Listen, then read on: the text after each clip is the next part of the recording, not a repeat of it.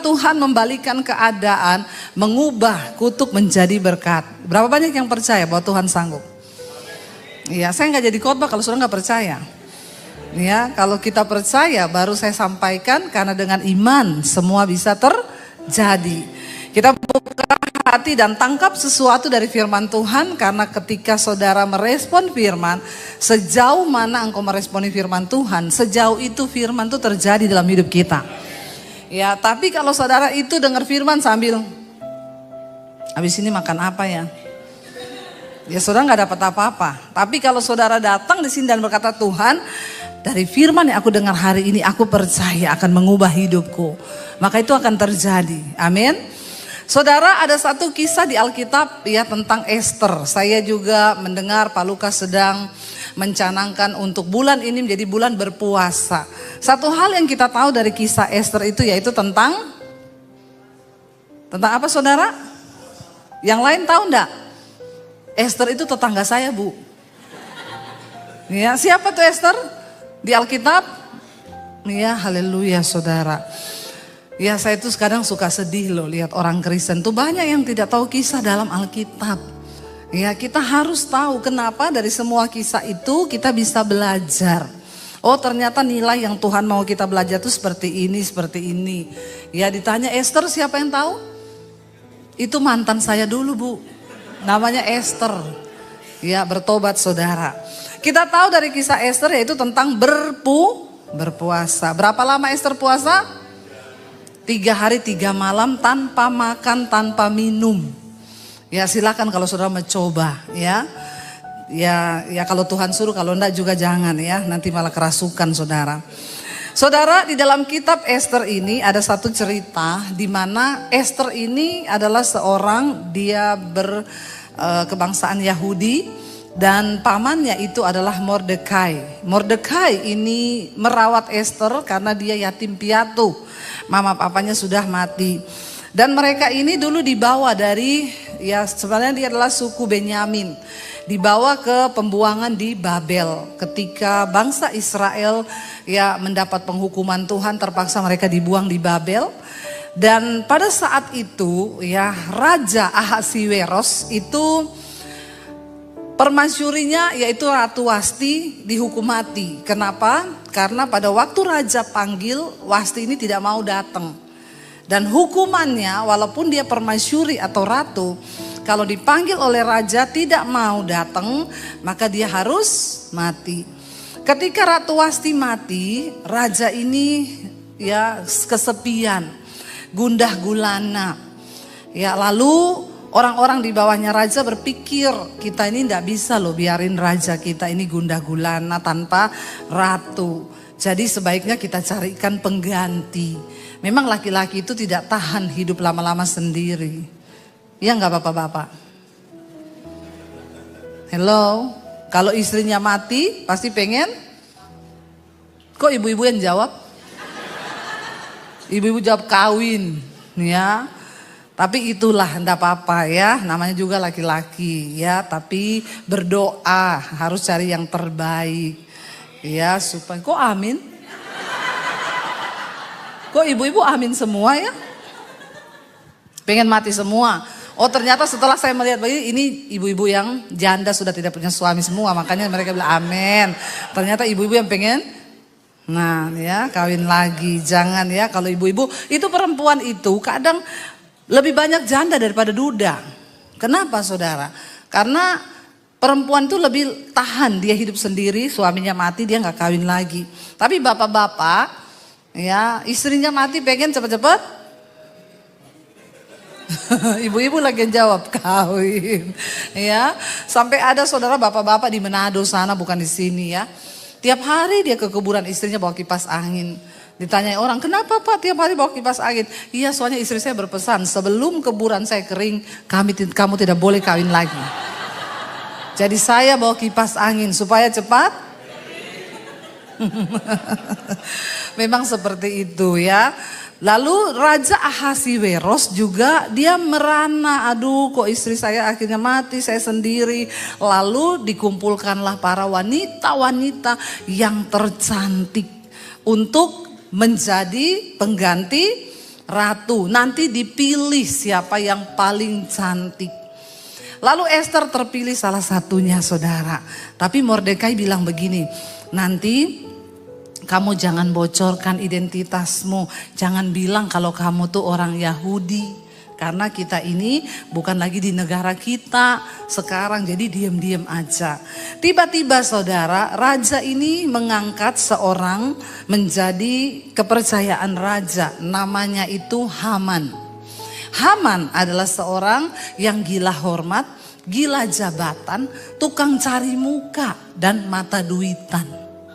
Di sini tidak? Insya Allah. Ya, mata duitan, gila hormat, gila jabatan, tukang cari muka, suka menjelekkan orang lain. Ini saudara orang macam begini.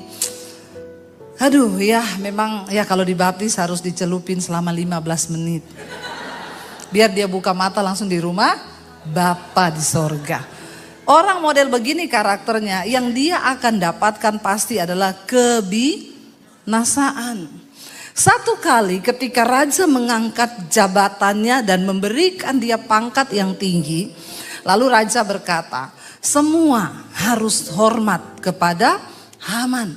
Satu kali Haman masuk ke istana raja, semua langsung menunduk dan hormat kepada dia, kecuali Mordekai. Waktu Haman lihat Mordekai tidak tunduk menyembah dia, dia langsung cari tahu siapa dia. Orang kalau gila hormat, tidak dihormati, maka dia segera akan menghancurkan hidup orang lain. Dalam hidup kita sehari-hari pun kita akan menemukan hal-hal yang seperti ini. Ya, bisa jadi teman kita nusuk dari belakang. Ya, kalau nusuk itu selalu kalau dari depan tuh perang. Ya, tapi namanya pengkhianat itu nusuk dari belakang. Tapi Tuhan akan izinkan itu terjadi. Karena memang kita ini masih hidup di dunia, ya. Mau dimanapun, di dunia bisnis, pekerjaan, bahkan di dalam pelayanan pun ya Pak Lukas ya. Ada yang begitu ya Pak? Oh banyak kata Pak Lukas. Pengalaman ya Pak. Kita 11-12 ya Pak. Banyak saudara, mau dimanapun. Setan bekerja justru bukan di tempat-tempat yang ngeri. Saya di Semarang diajak teman pergi ke kuburan. Kuburan suaminya yang sudah lama meninggal. Lalu ada bapak-bapak datang. Saya tanya siapa Bu? Dia penjaga kubur Bu di sini. Oh iya ya. Saya tanya Pak sudah berapa lama kerja jadi penjaga kubur? Ya sudah 29 tahun Bu. Bapak ini kerja atau hobi ya? 29 tahun Pak, lama amat ya Pak. Iya Bu. Pak saya mau tanya Pak, 29 tahun Bapak jadi penjaga kubur. Bapak pernah lihat setan dah? Belum pernah tuh Bu, sekalipun belum pernah, belum. Bapak sering malam-malam ada di kuburan, seringlah Bu. Dia bilang, tapi saya belum pernah lihat setan. Saya bilang, memang benar setan itu enggak ada di kuburan. Ya, setan adanya di mana? Di gereja katanya ya. Ternyata banyak setan di gereja ya. Oh haleluya ya. Tapi saudara pastikan sebelah kanan kirimu tidak ada setan. Ya, semuanya adalah anak Tuhan, amin. Memang benar setan tidak ada di kuburan. Setan itu bekerja nomor 1 di gereja. Kenapa? Karena dia tidak mau saudara dekat dengan Tuhan. Dia tidak mau saudara karakternya diubahkan. Jadi banyak setan. Ya, dan ketika saya ngobrol-ngobrol, oh iya benar ya. Jadi saudara, kita akan menemui orang-orang yang seperti Haman ini di sekeliling kita.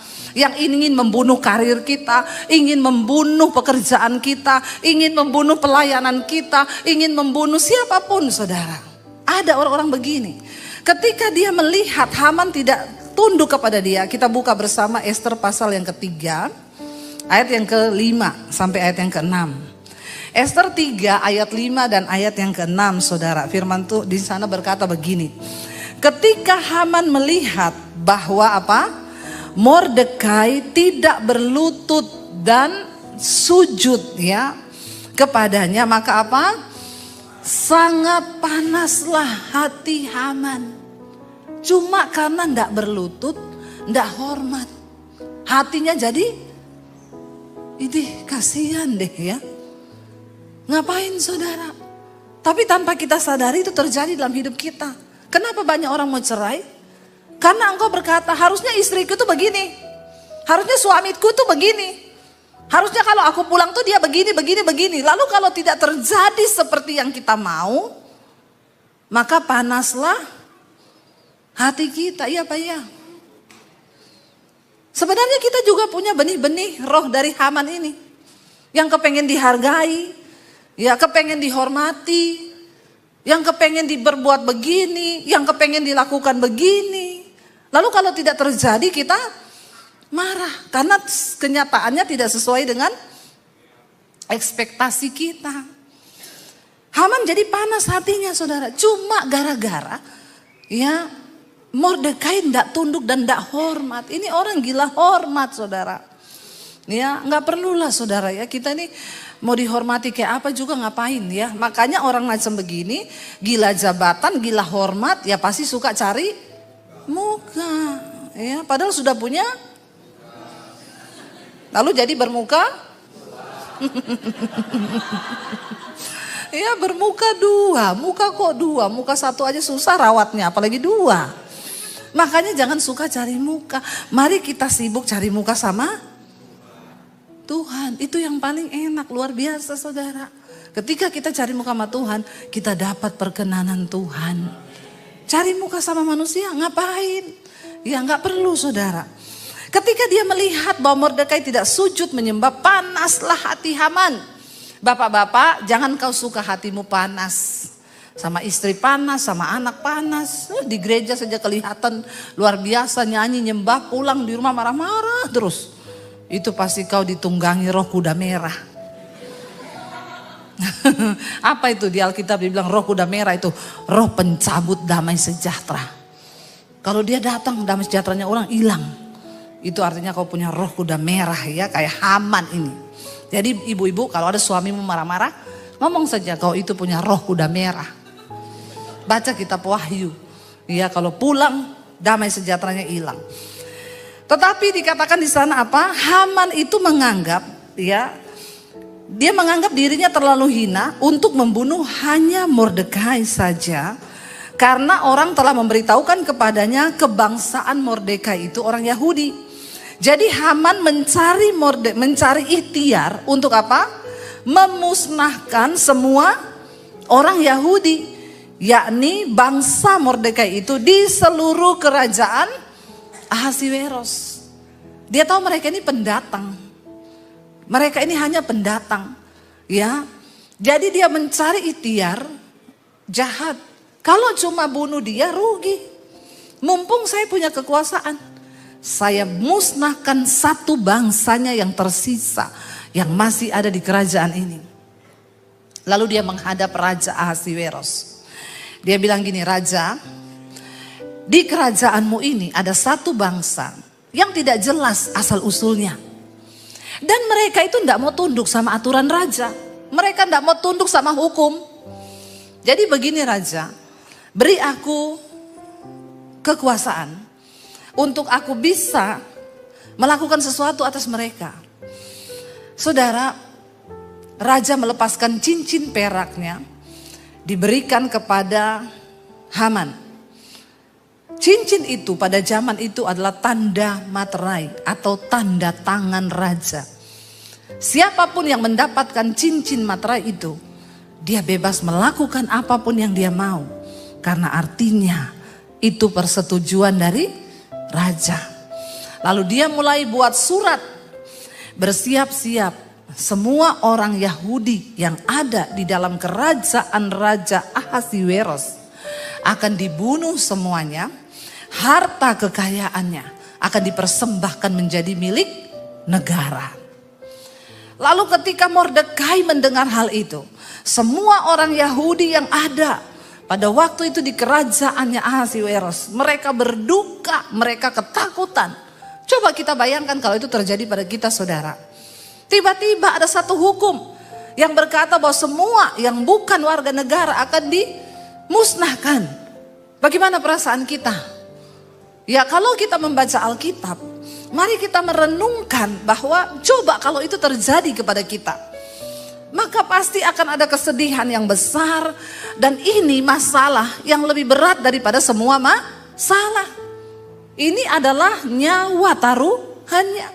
Lebih daripada dikejar debt collector toh. Ya toh, kalau dikejar debt collector kan masih bisa hidup kita toh.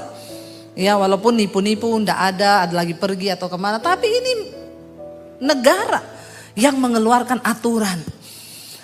Ketika itu Mordekai pakai kain kabung, dia datang ke depan pintu istana raja.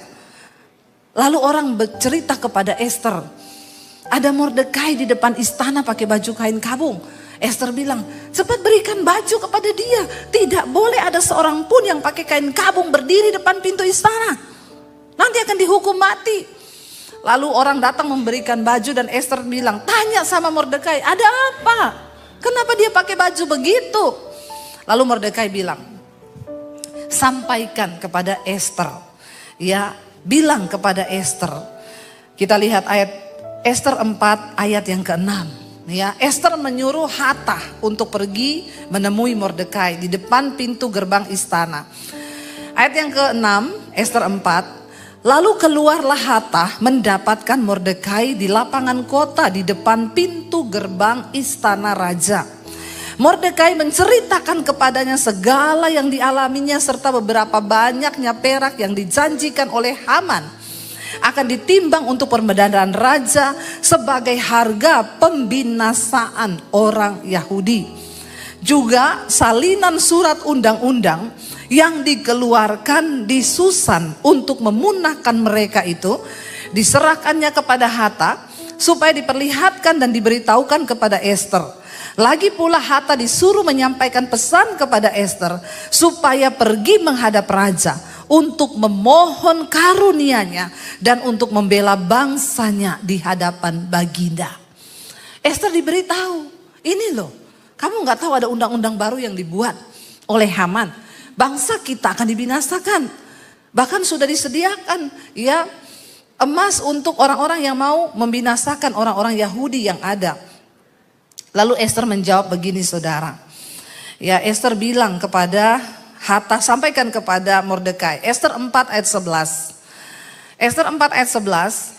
Semua pegawai raja serta penduduk daerah-daerah kerajaan mengetahui bahwa setiap laki-laki atau perempuan yang menghadap raja di pelataran dalam dengan tidak dipanggil, hanya berlaku satu undang-undang, yakni hukuman mati. Hanya orang yang kepadanya raja mengelurkan tongkat emas yang akan tetap hidup. Dan aku selama 30 hari ini tidak dipanggil menghadap raja. Padahal Esther ini istrinya loh, permaisuri, ratu. Tapi 30 hari gak dipanggil-panggil. Makanya saya gak mau jadi ratu. Saya gak mau menikah dengan raja. Ya bayangkan mau ketemu suami aja tunggu dipanggil. Ya gak bisa kangen-kangenan sama suami. Ya saya pilih menikah sama hamba Tuhan saja. Mau ketemu kapan saja boleh toh. Mau ngomong apa aja boleh kan. Ya ini saudara, Esther bilang, kamu kan tahu aturan di kerajaan ini.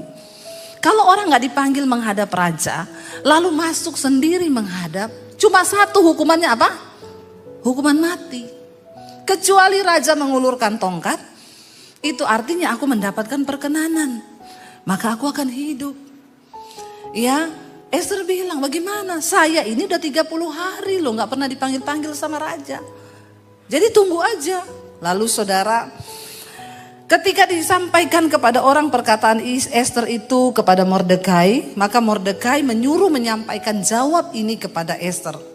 Mordekai bilang begini, jangan kira karena engkau di dalam istana raja dan hanya engkau yang akan terluput dari antara semua orang Yahudi. Dengan kata lain Mordekai bilang, jangan kamu merasa aman. Kamu pikir setelah kamu ada dalam kerajaan kamu aman saudara? Apa pesan Tuhan hari ini? Jangan pernah merasa aman dengan hidupmu. Sebab tanpa Tuhan tidak ada yang aman. Amin. Hanya di dalam Tuhan kita bisa aman. Dengan semua yang terjadi hari-hari ini, ya, kita harus semakin menggantungkan hidup itu kepada Tuhan. Kemarin saya baca, ini Jepang menuju resesi ekonomi yang besar. Ya, mereka mengalami resesi karena mata uangnya turun terus. Disusul dengan Inggris. Tidak ada yang abadi di dunia ini. Tidak ada yang bisa merasa aman. Makanya Mordekai bilang, jangan sampai karena kau pikir kau ada di istana lalu kau akan luput. Kau juga adalah orang Yahudi. Hidup kita ini hanya dekat dengan Tuhan saja. Aku aman. Jangan bergantung kepada pekerjaanmu. Jangan kau taruh jaminan hidupmu kepada uang atau depositmu yang ada di bank. Tapi mari taruh hidup kita kepada Tuhan. Hanya dekat dengan Tuhan, maka kita akan tenang. Amin. BMC Philadelphia sudah berulang tahun 22 tahun. Dengan semua pencapaian yang sudah ada, jangan pernah merasa aman. Justru hari-hari ini kita harus semakin tekun mencari Tuhan. Ya, semakin rajin melayani, semakin mencari Tuhan. Ya, Pak Lukas mencanangkan nih puasa 40 hari. Ya, sebagai jemaat ayo tanggap saudara. Ikut di dalamnya. Bagaimana Tuhan menyertai gereja ini, itu akan terimpartasi juga kepada saudara. Ya, tadi Pak Yoris tanya, ya ini gedung ini sudah milik sendiri. Pak Petra bilang, iya Pak, kita itu dulu waktu renov sekian, belinya sekian. Pak Yoris sendiri bilang, wow, luar biasa loh, enggak gampang loh. Ya, di negara lain loh, bukan di Indonesia loh. Ya, makanya kita perlu berdoa buat Indonesia. Sekarang tuh gereja bisanya di mall. Tidak boleh izin berdiri gereja, masih terjadi. Kita masih berdoa buat Indonesia supaya ke depan ya keleluasaan untuk mendirikan bangunan ibadah itu ya lebih lagi diberikan saudara. Ya sekarang ini makanya tidak heran satu mall itu bisa ada ya belasan gereja. Ya sampai saya mau pelayanan saudara, ya ditanya ya mau ke mana Bu? GBI ini, GBI itu, GBI ini, GBI itu ya bingung saudara. Tapi ya memang hanya bisa di mall. Di sini saudara bersyukur di depan jalan ada gereja yang berdiri sudah 22 tahun. Ya semua karena anugerah Tuhan. Amin. Ya dan saudara kita melihat memang jangan merasa aman. Jangan merasa aman dengan posisimu hari ini. Ya mari kita, karena ini perubahan akan terus terjadi. Krisis demi krisis akan terjadi. Ya enggak ada yang bisa bilang oh negara besar, oh negara yang sudah kuat perekonomiannya. Semua bisa berubah. Esther berada di istana. Mordekai bilang, belum tentu kau aman karena kau juga Yahudi. Bukan keadaanmu hari ini, bukan tempat di mana engkau berada hari itu yang hari ini yang akan menjadi jaminan engkau aman. Satu-satunya Alkitab berkata, hanya dekat Allah saja aku aman, aku tenang, dan aku pasti akan dilindungi oleh Tuhan. Ya, Tuhan bisa membalikkan keadaan. Akhirnya apa yang terjadi? Ya, ketika Esther mendengar jawaban itu, dia berkata begini. Ya, ayat 15 Esther 4. Maka Esther menyuruh menyampaikan jawab ini kepada Mordekai, pergilah. Kumpulkanlah semua orang Yahudi yang terdapat di Susan dan berpuasalah untuk aku. Janganlah makan dan janganlah minum 3 hari lamanya, baik waktu malam, baik waktu siang. Aku serta dayang-dayangku pun akan berpuasa demikian. Dan kemudian aku akan masuk menghadap raja. Sungguh pun berlawanan dengan undang-undang. Kalau terpaksa aku mati, biarlah aku mati. Tidak ada pilihan. Tidak ada pilihan bagi kita saudara. Cuma 2 pilihannya. Engkau mendapat perkenanan Tuhan atau engkau mati. Di dunia ini, kalau engkau tidak mendapatkan perkenanan Tuhan, maka kebinasaan yang akan kita alami. Saya tidak menakut-nakuti saudara. Tuhan adalah satu-satunya sumber segala kuasa yang harus kita andalkan di dunia ini. Saya ini sudah melihat bagaimana Tuhan bekerja. Tahun yang lalu, 2 tahun lalu saya datang. Saya sempat cerita, kami dapat visi untuk membuat bangun sekolah Alkitab gratis untuk orang-orang dari daerah yang mau sekolah, jadi hamba Tuhan. Mereka tidak perlu bayar karena mereka tidak punya uang. Saya dapat visi itu dari Tuhan. Ketika saya berdoa, Tuhan mau dibawa kemana pelayanan kami. Banyak pendeta-pendeta yang sudah bilang, ibu buka gereja saja. Langsung di bawah saya. Ya, dan secara manusia itu jaminan yang baik karena beberapa hamba Tuhan yang sudah cukup punya nama. Tapi saya berkata, saya berdoa ya Pak, karena bagi saya mengikuti kehendak Tuhan itu yang terbaik bagi hidup saya. Bukan jaminan didukung oleh A, oleh B, oleh C. Kehendak Tuhan itu yang terbaik buat kita. Lalu saya berdoa, Tuhan itu ngomong secara pribadi, di akhir zaman nanti tuayan itu banyak. Tapi penuainya sedikit. Jadi kamu jangan buka gereja, tapi persiapkan para penuai. Saya bilang, Tuhan persiapkan penuai itu bagaimana caranya ya? Ya siapkan hamba-hamba Tuhan, siapkan orang-orang yang mau jadi hamba Tuhan. Lalu saya dapat visi untuk bangun sekolah. Di satu sisi yang lain bikin seminar hamba-hamba Tuhan di desa. Jadi kami bergerak saudara, ya puji Tuhan, Tuhan pertemukan beberapa teman di Indonesia. Kami setiap bulan itu bikin seminar hamba-hamba Tuhan di daerah, di Toraja, di Tentena, di Poso. Ya terkumpul 1.500 pendeta. Ya kami datang ke sana, itu memang benar-benar pelayanan menabur. Kami bayar tiket sendiri, bayar hotel sendiri, tidak dapat PK, malah kadang bawain handphone buat yang gak punya handphone. Dulu Pak Lukas juga sama Pak Petra pernah ikut. Bahkan kami beri motor kepada hamba-hamba Tuhan yang gak punya motor untuk pelayanan di daerah. Ya itu yang kita lakukan. Saudara tahu, di dalam seminar itu kami mendengar curhatan pendeta-pendeta desa ini. Mereka gak bisa makan. Ya ada yang waktu di seminar itu hadirat Tuhan lagi kenceng. Lalu ada satu teman saya, kami pembicara berapa orang, dia tiba-tiba ngomong, ada di sini hamba Tuhan yang Tuhan bicara, engkau mau bunuh diri. Dalam hati saya begini, ngawur dia ini, gak mungkin lah pendeta mau bunuh diri. Masa ada pendeta mau bunuh diri? Saudara, maju 6 orang nangis tersungkur. Ternyata benar ada pendeta yang mau mengakhiri hidup karena gak kuat di pelayanan. Pendeta yang saudara lagi jatuh dalam perselingkuhan, maju nangis saudara, ada ternyata. Itu yang Tuhan bicara kuat bagi kami, persiapkan para penuai. Itu sudah kami lakukan beberapa tahun ini. Lalu Tuhan itu suruh saya bangun sekolah. Saya bilang, Tuhan bangun sekolah, pertama saya ini bukan orang pintar. Ya, saya ini bukan master MT. Ya, enggak loh. Saya juga bukan orang kaya. Tapi kalau Tuhan suruh ya oke, Tuhan saya percaya. Kami dengan suami jalan saudara ke daerah Tawangmangu cari tempat. Memang kami sengaja cari di daerah pegunungan yang dingin jauh dari kota. Karena pendeta itu memang harus di bawah gunung sana ya. Supaya dekat dengan Tuhan. Ya kalau dekat dengan kota ke mall terus hedon nanti ya.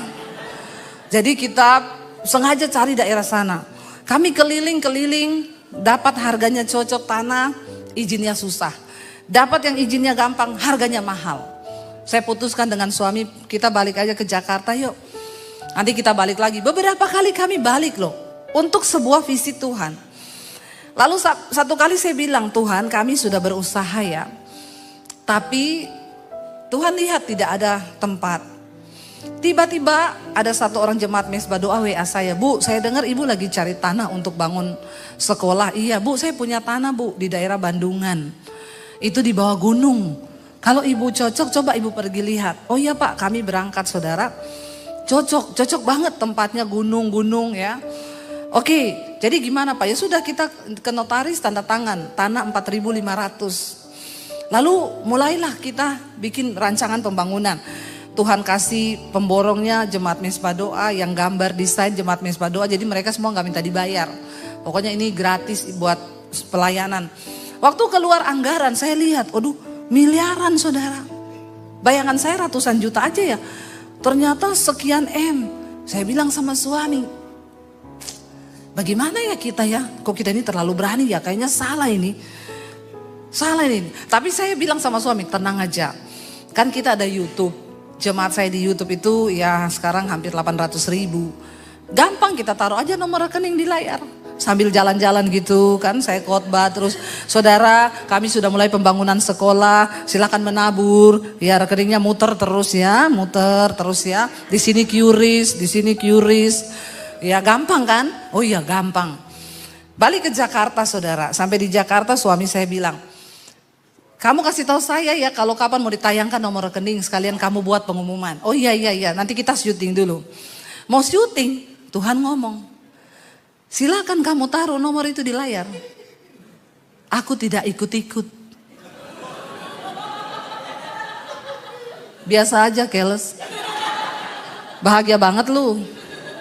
Saudara, lo secara manusia, itu kan harapan kami banget toh. Tapi waktu saya dengar suara itu, Tuhan bilang kamu taruh rekeningmu. Aku ndak ikut. Karena berarti kamu sudah menghitung kekuatanmu. Seperti Daud yang mencoba menghitung kekuatan pasukannya. Mulai membanggakan, aku bisa kok, nanti gampang, ada orang-orang nanti. Alkitab berkata, terkutuklah orang yang mengandalkan manusia. Yang mengandalkan kekuatannya sendiri. Amin. Akhirnya saya bilang sama suami, jangan taruh nomor. Lah terus gimana? Jangan. Biar Tuhan yang bekerja. Sebentar saya mau difoto ya. Sudah? Ya, kalau sudah kameranya turun ya. Soalnya nanti foto saya jelek. Sudah itu yang terbaik ya. Nggak usah foto lagi ya. Terima kasih. Saya tunggu dikirim di IG saya.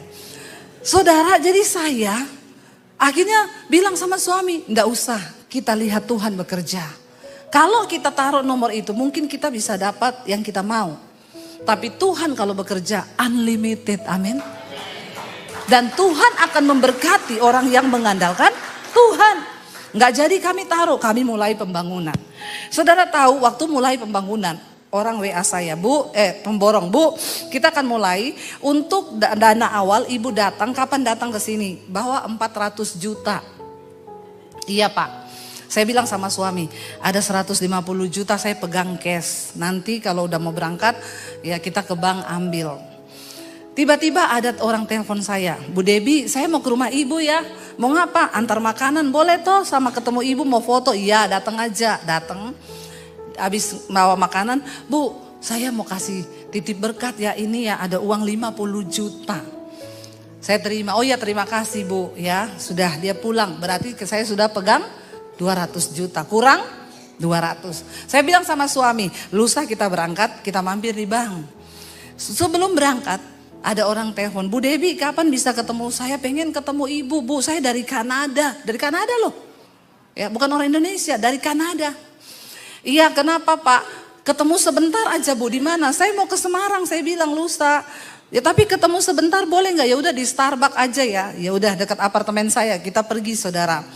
Ngobrol-ngobrol kami bersyukur Bu, di Kanada saya diberkati lewat khotbah-khotbah ibu gini. Saya ini disuruh Tuhan datang ke sini khusus nyari ibu. Ini saya bawa uang Bu, ada uang 200 juta.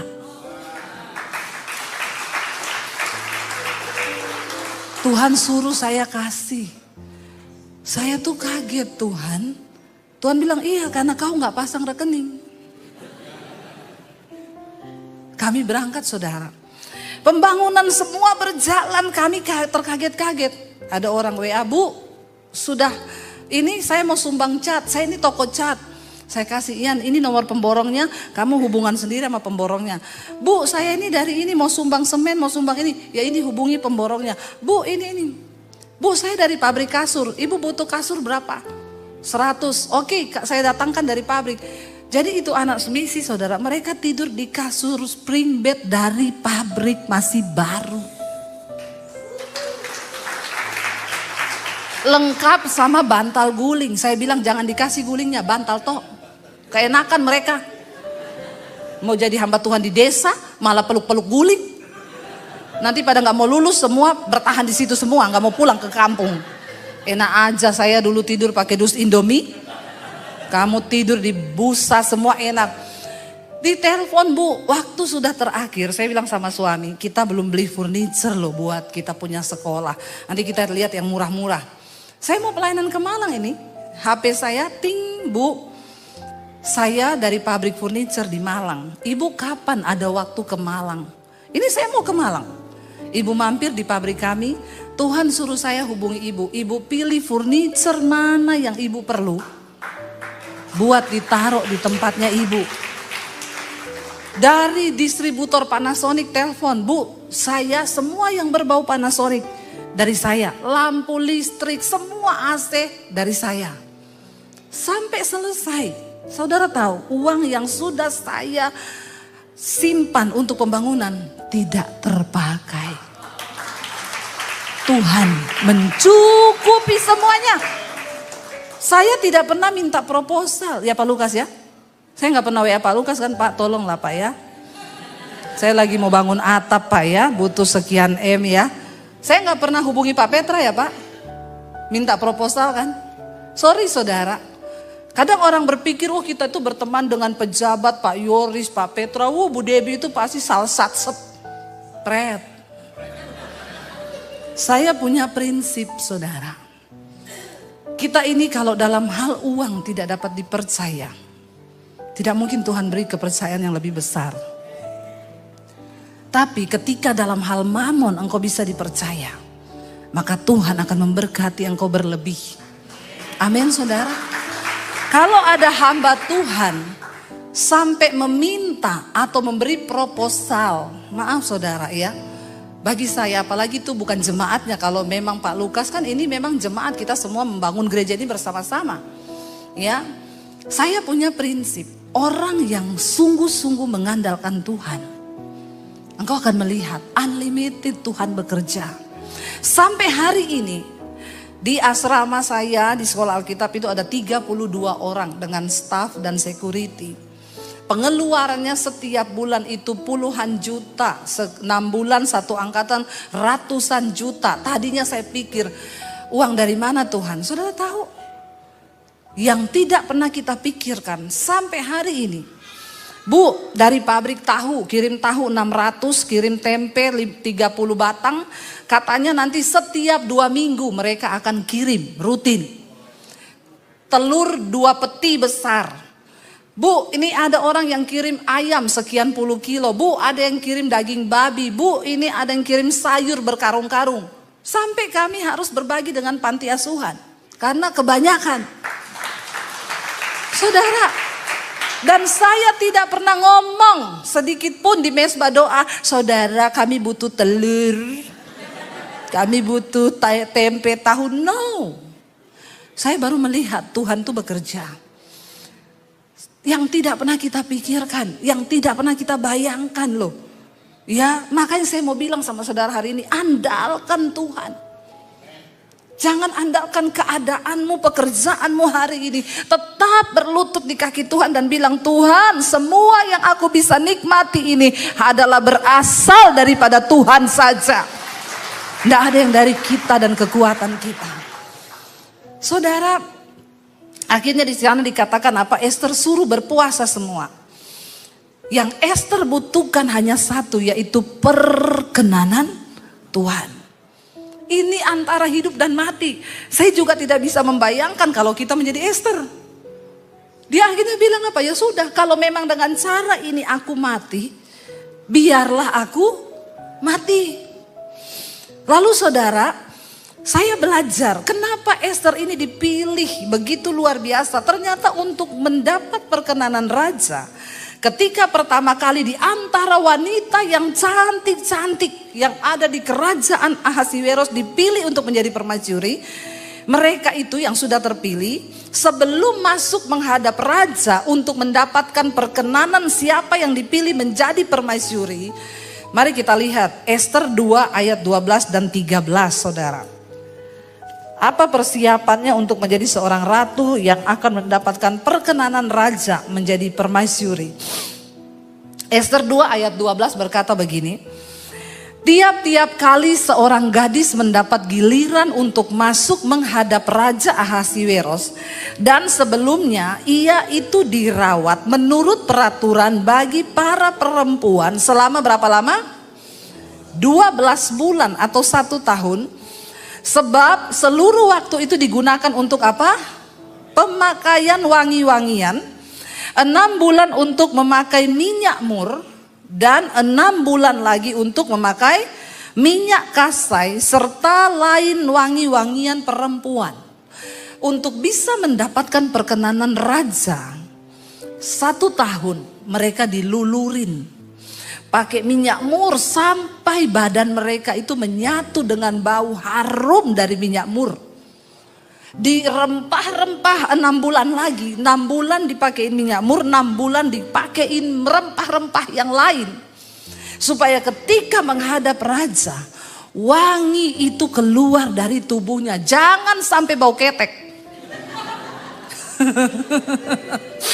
Kalau ada menghadap raja bau ketek, yang ada raja langsung bilang, gantung ini di tiang jemuran sana. Ya, karena memang bau ketek itu sangat mengganggu sekali ya.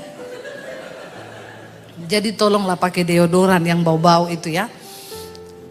Artinya apa saudara? Untuk mendapatkan perkenanan Tuhan itu, maka hidup kita ini harus mengeluarkan bau yang harum. Tuhan suka dengan bau harum. Baca 2 Korintus pasal 2 ayat 14 dan 15 saudara. Firman Tuhan berkata di sana begini. Ya, 2 Korintus 2 ayat 14 dan 15. Tetapi syukur bagi Allah yang dalam Kristus selalu membawa kami ini di jalan kemenangannya. Dengan perantaraan kami ia menyebarkan keharuman apa? Pengenalan akan Dia di mana-mana.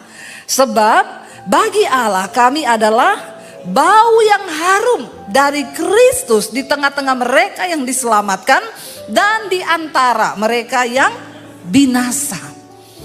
Ternyata Tuhan juga mau hidup kita ini mengeluarkan bau yang harum. Kita membawa kemenangan dan lewat perantaraan kita Tuhan mau menyebarkan tentang apa? Pengenalan akan Dia. Kemanapun saudara pergi, jangan lupa beritakan Injil. Amin saudara. Bahkan lewat hidup kita ada bau harum yang muncul di hadapan Tuhan. Apa bau harum yang sangat disukai Tuhan? Satu saja, kekudusan.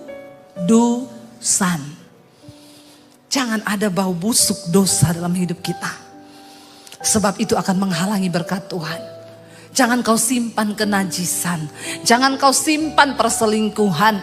Jangan kau simpan homoseksual, lesbian. Jangan kau simpan kepahitan, kebencian, kedengkian, iri hati, amarah. Itu semua adalah bau yang busuk di hadapan Tuhan. Karena Alkitab berkata Allah itu kudus dan tanpa kekudusan tidak ada seorang pun akan melihat Tuhan. Melihat saja tidak bisa, apalagi mendapat perkenanan Tuhan. Esther itu bayangkan 1 tahun dirempahi semua badannya untuk dia bisa mengalami tubuhnya itu mengeluarkan bau yang harum. Dan raja senang. Dan akhirnya saudara, kita tahu kisahnya. Ketika Esther datang menghadap raja, kita lihat saudara, di sana dikatakan Esther 4 ayat 15 ya. Esther sudah menyuruh menyampaikan. Esther 5 sekarang ayat yang 1. Pada hari yang ketiga setelah Esther selesai puasa, ya, dia mengenakan pakaian ratu. Wih, menghadap raja ini tidak sembarangan, harus pakai baju ratu saudara. Lalu berdirilah ia di pelataran dalam istana raja. Esther masuk ya, melewati pintu. Ini adalah saat yang paling mendebarkan. Tepat di depan istana raja, raja bersemayam di atas tahta kerajaan dalam istana, berhadapan dengan pintu istana itu. Ketika raja melihat Esther, sang ratu berdiri di pelataran, Alkitab berkata apa saudara? Berkenanlah raja kepadanya, sehingga raja mengulurkan tongkat emas yang di tangannya ke arah Ester. Lalu mendekatlah Ester dan menyentuh ujung tongkat itu. Tanya raja kepadanya, apa maksudmu hai Ratu Ester? Dan apa keinginanmu? Sampai setengah kerajaan sekalipun akan diberikan kepadamu. Sebut engkau minta apa. Tapi Ester tidak langsung berkata. Ester bilang begini, jawab Ester, jikalau baik bagi pemandangan raja, datanglah kiranya raja dengan Haman pada hari ini ke perjamuan yang akan diadakan oleh hamba bagi raja. Ester bilang, saya akan bikin pesta kecil makan-makan dan saya mengundang raja dan Haman untuk datang. Lalu saudara, ketika itu raja lagi makan dan minum, raja bertanya, apa yang engkau minta? Kasih tahu kepadaku. Ester bilang, aku minta satu lagi, besok akan aku kasih tahu. Besok bisa nggak raja datang lagi ke perjamuan pesta yang akan aku buat, tapi datang sama Haman. Raja bilang, oke, besok aku akan datang dengan Haman. Perhatikan, ketika Ester mendapat perkenanan Tuhan, bukan hanya perkenanan raja. Kita baca Ester pasal yang ke-6, ayat yang pertama. Waktu raja pulang dari perjamuan itu, dikatakan ya Ester 6 ayat 1. Pada malam itu juga raja tidak dapat tidur. Mungkin juga dia gelisah, apa yang Ester minta ya. Ester tuh kok gak kasih tahu. Dia bikin penasaran aku besok lagi. Maka ketika raja gak bisa tidur, maka bertitalah baginda membawa kitab pencatatan sejarah untuk dibacakan di hadapan raja. Karena raja gak bisa tidur, dia panggil ajudannya, bawa ke sini ya kitab catatan raja. Tolong kamu baca-baca lagi di depanku. Itu sejarah-sejarah yang terjadi di kerajaan. Dan di situ didapati suatu catatan tentang Mordekai. Ya. Yang pernah memberitahukan bahwa Bigtan dan Teres, dua orang sida-sida raja yang termasuk golongan penjaga pintu, itu telah berikhtiar untuk membunuh Raja Ahasiweros. Ternyata ketika dibuka-buka catatannya, ketemulah tentang kisah dari Mordekai. Saudara, saya mau tanya, raja tahu nggak kalau Haman ini lagi berikhtiar membunuh Mordekai? Enggak, raja enggak tahu. Tapi Tuhan tahu. Tuhan tahu. Dan bukan secara kebetulan raja tidak bisa tidur lalu buka-buka sejarah istana. Lalu terdengar, terbaca, loh dulu ini ada orang namanya Mordekai. Dia pernah menyelamatkan aku loh dari dua orang penjaga pintu yang mau membunuh aku. Saudara, mungkin orang lain tidak menghargai engkau atau melupakan semua kebaikan dan jasamu. Tapi ingat, Tuhan itu tahu memberi upah kepada orang-orang yang setia kepada Dia. Amin. Karena Alkitab berkata Tuhan tahu siapa milik kepunyaannya. Tidak usah kita sibuk pencitraan, bela diri, karena Tuhan tahu siapa kita sebenarnya. Maka saudara, bertanyalah raja, kehormatan dan kebesaran apa yang sudah dianugerahkan kepada Mordekai oleh sebab perkara itu. Lalu jawab ajudannya, jawab para biduanda raja yang bertugas pada baginda, kepadanya tidak pernah dianugerahkan apapun. Mungkin juga kasus ini ditutup sama Haman, jangan sampai Mordekai ini dihormati.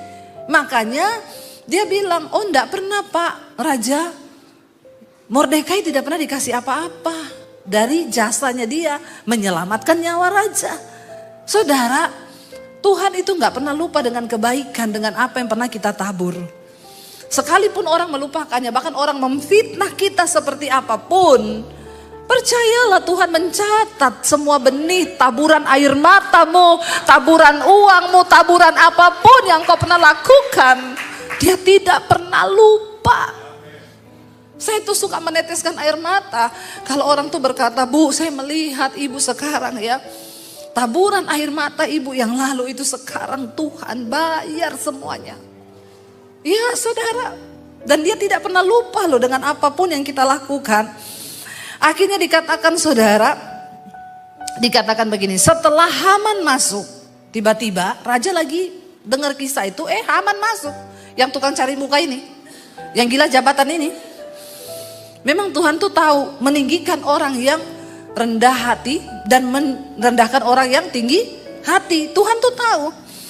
Setelah Haman masuk, bertanyalah raja kepadanya, apakah yang harus dilakukan kepada orang yang raja berkenan menghormatinya? Kata Haman dalam hatinya begini, siapa lagi kalau bukan aku yang akan dihormati oleh raja? Sorry ye. Kasihan deh lu. Ya, GR. Ya, dia pikir dia yang mau dihormati raja, saudara. Lalu dia berkata dalam hatinya, ya, siapa lagi katanya dia, ya, yang akan diberi kehormatan lebih dari kepadaku.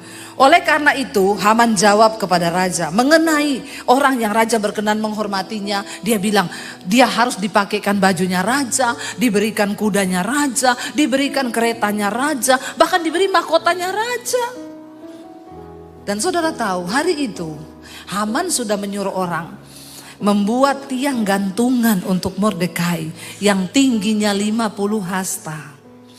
Waktu Tuhan berkenan, Tuhan membalikkan keadaan. Siapa yang akhirnya digantung? Haman. Saudara jangan takut. Waktu kita mendapatkan perkenanan Tuhan, orang boleh mereka-rekakan yang buruk tentang hidupmu, tapi Tuhan sanggup mengubahnya menjadi sebuah rencana yang indah. Bahkan yang tidak pernah kau lihat dengan mata, yang tidak pernah timbul dalam hati, Tuhan sediakan bagi orang-orang yang sungguh mencari Dia. Saya undang para imam musik maju ke depan, saudara, apapun keadaan kita hari ini. Dari cerita Esther, kita belajar bahwa pembalikan keadaan itu terjadi. Kemenangan itu berpihak kepada orang yang Tuhan berkenan. Biarlah 22 tahun BMC Philadelphia ini, perkenanan Tuhan akan semakin dinyatakan. Jangan pernah merasa aman dengan kedudukan dan posisi kita hari ini. Tetaplah berjaga-jaga dan terus kejar perkenanan